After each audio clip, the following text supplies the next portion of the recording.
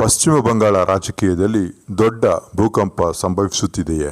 ಒಂದು ಕಾಲದಲ್ಲಿ ಖೇಲಾ ಹೋಬೆ ಎಂದು ಗರ್ಜಿಸಿ ವಿರೋಧ ಪಕ್ಷಗಳನ್ನು ನೆಲಸಮ ಮಾಡಿದ್ದ ಮಮತಾ ಬ್ಯಾನರ್ಜಿ ಅವರಿಗೆ ಇವತ್ತು ಕಾಲವೇ ಒಂದು ಪ್ರಶ್ನೆ ಕೇಳುತ್ತಿರುವಂತೆ ಕಾಣುತ್ತಿದೆ. ಅದು ಮಾಡಿದ್ದುಣ್ಣೋ ಮಹಾರಾಯ. ಈಗ ಹೇಗಿದೆ? ಹೌದು, ರಾಜಕೀಯದಲ್ಲಿ ಯಾರು ಶಾಶ್ವತರಲ್ಲ.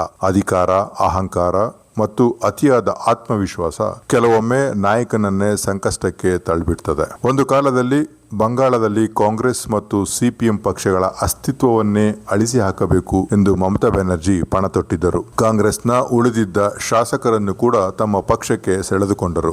ವಿರೋಧ ಪಕ್ಷಗಳ ನಾಯಕರನ್ನು ಒಡೆಯುವುದು, ಪಕ್ಷಾಂತರ ಮಾಡಿಸುವುದು, ತಮ್ಮ ಪಕ್ಷಕ್ಕೆ ಕರೆತರುವುದು ಇದೇ ರಾಜಕೀಯದ ಭಾಗವಾಯಿತು. ಆಗ ದೀದಿಯ ಲೆಕ್ಕಾಚಾರವೇ ಒಂದೇ, ಬಂಗಾಳದಲ್ಲಿ ನಾನು ಮಾತ್ರ ಇರಬೇಕು. ಆದರೆ ಇವತ್ತು ಅದೇ ತಂತ್ರ ಅವರ ವಿರುದ್ಧವೇ ತಿರುಗು ಬಿದ್ದಿದೆ ಎಂಬ ಚರ್ಚೆ ರಾಜಕೀಯ ವಲಯದಲ್ಲಿ ಜೋರಾಗಿದೆ. ಸ್ವಂತ ಪಕ್ಷದೊಳಗೆ ಅಸಮಾಧಾನ ಹೆಚ್ಚುತ್ತಿರುವ ಸುದ್ದಿಗಳನ್ನು ಕಾಣುತ್ತಿದ್ದೇವೆ. ಒಂದು ಕಾಲದಲ್ಲಿ ಬೇರೆ ಪಕ್ಷಗಳನ್ನು ಒಡೆದಿದ್ದ ನಾಯಕಿ ಇಂದು ತಮ್ಮ ಪಕ್ಷವೇ ಒಡೆಯುವ ಭೀತಿಯನ್ನು ಎದುರಿಸುತ್ತಿದ್ದಾರೆ. ರಾಜಕೀಯದಲ್ಲಿ ಕಾಲಚಕ್ರ ಎಷ್ಟು ವೇಗವಾಗಿ ತಿರುಗುತ್ತದೆ ಎಂಬುದಕ್ಕೆ ಇದು ಮತ್ತೊಂದು ಉದಾಹರಣೆ. ಇದರಲ್ಲಿ ಮತ್ತೊಂದು ಕುತೂಹಲಕಾರಿ ಅಂಶವಿದೆ. ಅಧೀರ್ ರಂಜನ್ ಚೌಧರಿ ಅವರನ್ನು ಸೋಲಿಸಲು ಮಮತಾ ಬ್ಯಾನರ್ಜಿ ಗುಜರಾತ್ನಿಂದ ಮಾಜಿ ಕ್ರಿಕೆಟಿಗ ಯೂಸುಫ್ ಪಠಾಣ್ ಅವರನ್ನು ಕರೆತಂದು ಅಭ್ಯರ್ಥಿಯನ್ನಾಗಿ ಮಾಡಿದ್ದರು. ಅಧೀರ್ ರಂಜನ್ ಅವರಂತಹ ಹಿರಿಯ ಕಾಂಗ್ರೆಸ್ ನಾಯಕನನ್ನು ಸೋಲಿಸುವಲ್ಲಿ ಯಶಸ್ವಿಯಾದರು. ಆದರೆ ಈಗ ಅದೇ ಯೂಸುಫ್ ಪಠಾಣ್ ಹೆಸರು ಬೇರೆ ರಾಜಕೀಯ ಚರ್ಚೆಗಳಲ್ಲಿ ಕೇಳಿಬರುತ್ತಿದೆ. ಮಮತಾ ನಂಬಿ ಬೆಳೆಸಿದ ನಾಯಕರು ಮುಂದಿನ ದಿನಗಳಲ್ಲಿ ಯಾವ ದಿಕ್ಕಿಗೆ ಹೋಗಬಹುದು ಎಂಬ ಪ್ರಶ್ನೆಗಳು ಉದ್ಭವಿಸಿವೆ.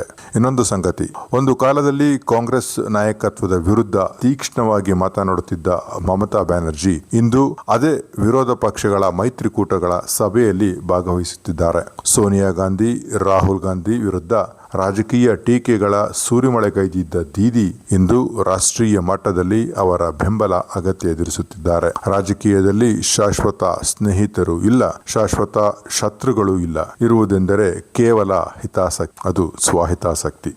ಹಾಗಾದರೆ ಈಗ ರಾಹುಲ್ ಗಾಂಧಿ ಏನು ಮಾಡಬೇಕು? ಬಂಗಾಳದಲ್ಲಿ ಕಾಂಗ್ರೆಸ್ ಮತ್ತೆ ಬೆಳೆಯಲು ಅವಕಾಶ ಹುಡುಕಬೇಕೆ ಅಥವಾ ಟಿಎಂಸಿ ಜೊತೆ ಮತ್ತಷ್ಟು ಹತ್ತಿರವಾಗಬೇಕೆ?